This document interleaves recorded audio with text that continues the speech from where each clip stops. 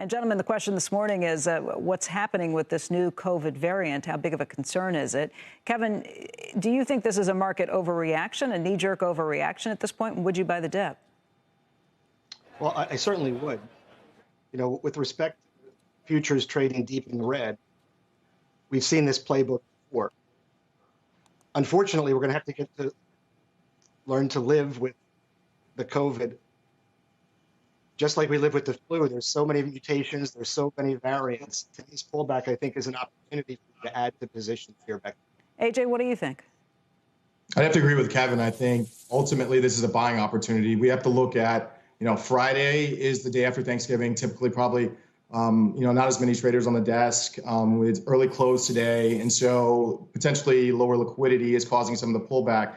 But the reaction we're seeing is a buying opportunity for investors. We have to think long term. COVID is going to be with us, for some time. We're still within the midst of the pandemic, which is why we're seeing the pullback in tech, and which is becoming the safe haven in situations like this. But I would still tell investors to invest in large cap quality growth names that have the potential to navigate through, potential inflationary pressures and have the buying power and staying power to move throughout situations such as this. So that's interesting. You're saying you would buy the dip, but not necessarily some of the stocks that have sold off the most. If you're looking at the travel stocks, the leisure stocks, you're talking about technology names and maybe some other big well-known companies that maybe aren't as directly impacted by the pandemic? I think with the travel names, there's still a bit of a caution there overall, just because business travel hasn't come back to the levels that we saw pre-pandemic.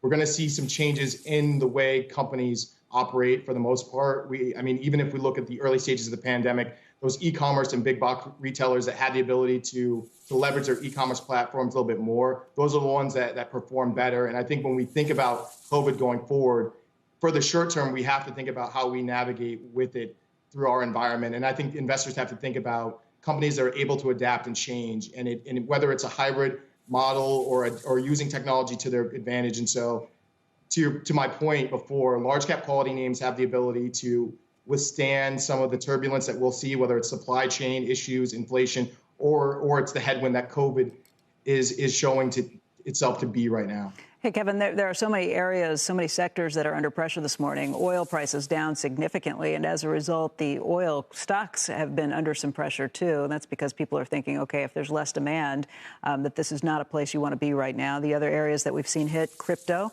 and the financials. As Treasury yields have come under pressure, the financials have been down significantly this morning, too. If you would be a buyer of the dip, where would you pick your places? Well, these names that you have up here are perfect, Becky. If you look at oil, energy stocks, CHEVRON is down big this morning. We're going to be adding to it. You mentioned financials. Both JP Morgan Chase and Goldman Sachs are down big today. We're going to be adding to it. If you look at some of the strong retailers, big box chains had amazing numbers. Amazon, Target, Walmart, Lowe's, Home Depot. It's not a tale of all stocks doing well. It's have and have-nots. We saw Nordstrom and the Gap on Wednesday do very poorly. But I think this is an opportunity here for investors to take a look at really high-quality names. I would not be afraid to buy the dips here. And I wouldn't go all in. Like anything else, it's a gradual situation. We're getting used to this COVID mutation, as I said earlier. Just like the flu, we're going to have to live with it forever. And I think at this point, if you can own high-quality names, you take advantage of it when you can.